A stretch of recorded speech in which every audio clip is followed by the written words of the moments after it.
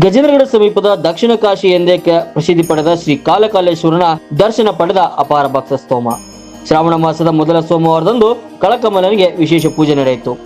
ನಾಗರ ಪಂಚಮಿ ಹಾಗೂ ಶ್ರಾವಣ ಮಾಸದ ಮೊದಲ ಸೋಮವಾರ ಎರಡು ಒಟ್ಟಿಗೆ ಬಂದಿದ್ದು ಭಕ್ತಿಯ ಭಾವ ಜನರ ಮನಸ್ಸಿನಲ್ಲಿ ಹೆಚ್ಚಳವಾಯಿತು. ಕಳಕಮಲನ ದರ್ಶನಕ್ಕೆ ಅಪಾರ ಭಕ್ತ ಸ್ತೋಮ ಆಗಮಿಸಿತ್ತು.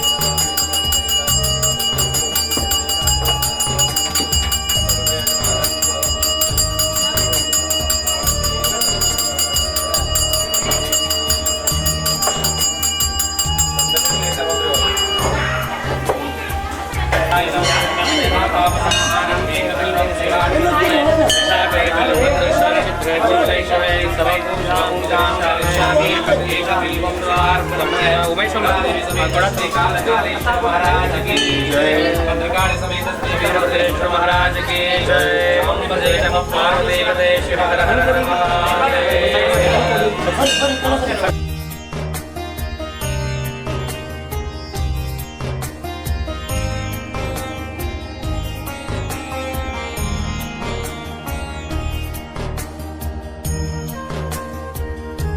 ನಾಡಿನ ಸಮಸ್ತ ಜನರಿಗೆ ಇವತ್ತ ಶ್ರೀ ಕಾಲಕಾಲೇಶ್ವರ ದೇವಸ್ಥಾನ ವತಿಯಿಂದ ನಾಗಪಂಚಮಿಯ ಶುಭಾಶಯಗಳು ಹೇಳುತ್ತೀನಿ.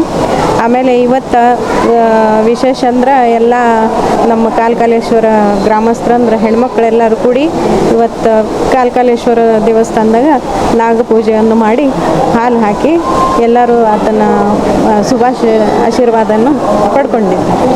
ಹಾಗಾಗಿ ಇವತ್ತೆಲ್ಲರಿಗೂ ದೇವರು ಒಳ್ಳೆ ಮಳೆ ಬೆಳೆ ಎಲ್ಲ ಕೊಡಲಿ, ಸಮಸ್ತ ಭಕ್ತರಿಗೆಲ್ಲ ಚಲೋ ಆಗಲಿ ಅಂತ ಹೇಳಿ ನಾನು ಬೇಡ್ಕೊಳ್ತೀನಿ. ಶ್ರೀ ಕಾಲಕಾಲೇಶ್ವರ ದೇವತಾ ನಮಃ. ಶ್ರೀ ನಾಗದೇವತಾ ಇವತ್ತಿನ ದಿವಸ ನಮ್ಮ ಹಿಂದೂ ಸನಾತನ ಧರ್ಮದಲ್ಲಿ ಶ್ರಾವಣ ಮಾಸ ಆರಂಭ ಆಗಿದ್ದು ಈ ಶ್ರಾವಣ ಮಾಸದ ಒಂದನೇ ಸೋಮವಾರ ಹಾಗೂ ಇವತ್ತಿನ ದಿವಸ ನಾಗರ ಪಂಚಮಿ ಕೂಡ. ಆ ಕಾರಣಕ್ಕಾಗಿ ನಮ್ಮ ಶ್ರೀ ಕಾಲಕಾಲೇಶ್ವರ ದೇವಸ್ಥಾನದಲ್ಲಿ ಶ್ರೀ ಕಾಲಕಾಲೇಶ್ವರ ಸ್ವಾಮಿಯ ವಿಶೇಷ ಅಲಂಕಾರ ಪೂಜೆ ನಮ್ಮ ಅರ್ಚಕರು ಮಾಡಿರ್ತಾರೆ. ವಿಶೇಷ ಅಭಿಷೇಕ ಆದ ನಂತರ ವಿಶೇಷ ಪೂಜೆಯನ್ನು ಸಲ್ಲಿಸಿ ಉಳಿದ ನಮ್ಮ ಎಲ್ಲ ಶ್ರೀ ಕಾಲಕಾಲೇಶ್ವರ ಗ್ರಾಮದಲ್ಲಿ ಇರುವಂಥ ಮುತ್ತೈದರು ಬಂದು ಆ ನಾಗದೇವತೆಗೆ ಹಾಲು ಹಾಕೋ ಒಂದು ಕಾರ್ಯಕ್ರಮವನ್ನು ನಡೀತೈತಿ. ಅದು ಕೂಡ ನಮ್ಮ ದೇವಸ್ಥಾನದಲ್ಲಿ ಇವತ್ತು ನಡೀತು. ಇವತ್ತಿನ ಈ ವಿಶೇಷವಾದಂಥ ದಿನ ಇರುವ ಕಾರಣ ಇವತ್ತು ಗದ್ದಲ ಕಡಿಮೆ ಇದೆ. ಆದರೂ ಕೂಡ ಎಲ್ಲರೂ ತನ್ನ ಜಾಗದಲ್ಲಿ ಶ್ರೀ ನಾಗದೇವತೆಯ ಆರಾಧನೆಯನ್ನು ಮಾಡಿ ನಾಗರ ಪಂಚಮಿಯ ಹಬ್ಬವನ್ನು ಆಚರಿಸ್ತಾ ಇದ್ದಾರೆ.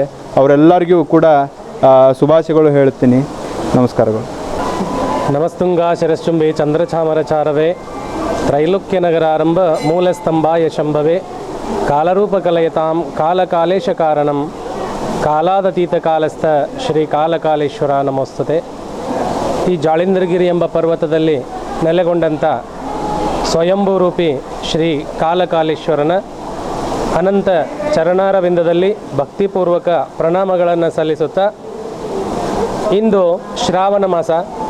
ವಿಶೇಷ ಅಂತಂದ್ರೆ ಶ್ರಾವಣ ಮಾಸದಲ್ಲಿ ಶಿವನ ಕೀರ್ತನೆ, ಶಿವನ ಭಜನೆ, ಶಿವನ ನಾಮಸ್ಮರಣೆ, ಶಿವನಿಗೆ ಅಭಿಷೇಕಾದಿಗಳನ್ನು ಮಾಡಿಸ್ತಕ್ಕಂಥದ್ದು ನಮ್ಮ ಸನಾತನ ಧರ್ಮದಲ್ಲಿ ಉತ್ತರೋತ್ತರವಾಗಿ ಬಂದಂಥ ಸಂಪ್ರದಾಯ. ಈ ಶ್ರಾವಣ ಮಾಸದಲ್ಲಿ ವಿಶೇಷವಾಗಿ ಶಿವನಿಗೆ ಅಭಿಷೇಕವನ್ನು ಮಾಡಿಸ್ತಕ್ಕಂಥದ್ದು ಅಭಿಷೇಕ ಪ್ರಿಯೋ ಶಿವ ಅಲಂಕಾರ ಪ್ರಿಯೋ ವಿಷ್ಣು ಅಂತೀವಿ ನಾವು. ಆ ಅಭಿಷೇಕ ಪ್ರಿಯ ಶಿವ ಇರತಕ್ಕಂಥದ್ದು ಇರೋದರಿಂದ ಕಾಲಕಾಲೇಶ್ವರನಿಗೆ ನಿತ್ಯವೂ ಇಲ್ಲಿ ವಿಶೇಷ ಅಭಿಷೇಕಾದಿಗಳು ನಡೀತೈತೆ. ಹೀಗೆ ಇವತ್ತಿನ ಈ ಸುಂದರ ಇಂದಿನ ಹಬ್ಬದಲ್ಲಿ ನಾಗದೇವರಿಗೆ ವಿಶೇಷ ಪ್ರಾರ್ಥನೆ ನಡೀತು. ಹಾಗೂ ಕಾಲಕಾಲೇಶ್ವರನಿಗೆ ಈ ಪಂಚಮಿಯ ಉಂಡಿಯಿಂದ ನಾವು ಇವತ್ತು ಕಾಲಕಾಲೇಶ್ವರನಿಗೆ ಅಲಂಕಾರವನ್ನು ಮಾಡಿದ್ದೀವಿ. ಈ ಪಂಚಮಿ ಉಂಡಿ ಅಂದ ತಕ್ಷಣ ನೆನಪಿಗೆ ಬರೋದು ನಾಗದೇವರು. ನಾಗದೇವರು ಸಂಪೂರ್ಣ ಈ ಭೂಮಂಡಲ ಅಂತ ಏನೈತಿ, ಈ ಭೂಮಿ ನಾಗದೇವರ ಹೆಡೆಯ ಮೇಲೆ ಐತಿ ಅಂತೇಳಿ ನಾವು ಶಾಸ್ತ್ರದಿಂದ ತಿಳಿದು ಬರ್ತೀವಿ. ಆ ನಾಗದೇವರೇ ಚಲಿಸುವಂಥ ದೇವರು, ಕಣ್ಣಿಗೆ ಕಾಣ್ತಕ್ಕಂಥ ದೇವರು ಅಂತೇಳಿ ನಾವು ನಂಬ್ತೀವಿ. ಓಂ ನಾಗಧ್ವಜಾಯ ವಿದ್ಮಹೆ ಪದ್ಮಹಸ್ತಾಯ ಧೀಮಹೆ ತನ್ನೋ ನಾಗ ಪ್ರಚೋದಯಾತ್ ಅಂಥೇಳಿ ಇವತ್ತಿನ ದಿವಸ ಏನು ಮುತ್ತೈದೆಯರು ಎಲ್ಲರೂ ಬಂದು ದೇವರಿಗೆ ನನ್ನ ಪಾಲು, ಅಣ್ಣನ ಪಾಲು, ಅಕ್ಕನ ಪಾಲು, ನಮ್ಮ ಸ್ನೇಹಿತರ ಪಾಲು, ಅವ್ರ ಪಾಲು, ಇವ್ರ ಪಾಲು ಅಂತೇಳಿ ಎಲ್ಲರ ಪಾಲು ಹೇಳಿ ಆ ನಾಗದೇವರಿಗೆ ಹಾಲನ್ನು ಎರೆಯುವಂಥ ಹಬ್ಬನೇ ನಾಗರ ಪಂಚಮಿ. ಈ ನಾಗದೇವರು ಬಹಳ ವಿಶೇಷವಾಗಿ ಶ್ರಾವಣ ಮಾಸದಲ್ಲಿ ಮಾತ್ರ ಈ ಹಬ್ಬ ಬರ್ತದೆ. ನಾಗನಿಗೆ ಹಾಲು ಎರಿಬೇಕಾದ್ರೆ ಮುತ್ತೈದೆಯರು ಹಂಗ ನೂಲನ್ನು ಹಾಕ್ತಾರೆ. ಆ ಹಂಗ ನೂಲು ಹಾಕಿದಂಥದ್ದನ್ನು ಕೊರಳಲ್ಲಿ ಧರಿಸ್ತಾರೆ. ಭಾಳ ವಿಶೇಷ ಇರ್ತದೆ ನಾಗರ ಪಂಚಮಿ. ಜೋಕಾಲಿ ಆಡೋದು ಇದೆಷ್ಟು ನಮ್ಮ ಪುರಾತನ ಕಾಲದಿಂದ ಜನಪದರು ಇದನ್ನೆಲ್ಲ ಆಚರಿಸ್ಕೊಂಡು ಬಂದಾರ. ಇಂಥ ಒಂದು ಹಬ್ಬವನ್ನು ಇಲ್ಲೆಲ್ಲ ಮರಿಮಾಚ್ಕೊತ ಹೋಗ್ತಾವ. ಇದರ ದಿಶೆ ಒಳಗೆ ಹಳ್ಳಿಯಲ್ಲಿ ಈ ಕಾರ್ಯಕ್ರಮ ಇವತ್ತಿಗೂ ನಾಗರ ಪಂಚಮಿ ಭಾಳ ವಿಶೇಷವಾಗಿ ಮಾಡ್ತಾರೆ. ಇದು ಸಿಟಿ ಒಳಗೂ ಎಲ್ಲರೂ ನಾಗರ ಪಂಚಮಿಯನ್ನು ಆಚರಿಸಬೇಕು. ನಾಡಿನ ಎಲ್ಲ ರೈತರ ಮೊಗದಲ್ಲಿ ನಗು ಬರಬೇಕು. ಆ ನಾಗರಾಜನ ಶ್ರೀ ಕಾಲಕಾಲೇಶ್ವರನ ಆಶೀರ್ವಾದದಿಂದ ಎಲ್ಲಿ ನೋಡಿದರೂ ಹಸಿರು ಕಂಗೊಳಿಸ್ತಾ ಇದೆ, ಎಲ್ಲಿ ನೋಡಿದರೂ ಹಸಿರು ಕಂಗೊಳಿಸ್ತಾ ಇದೆ.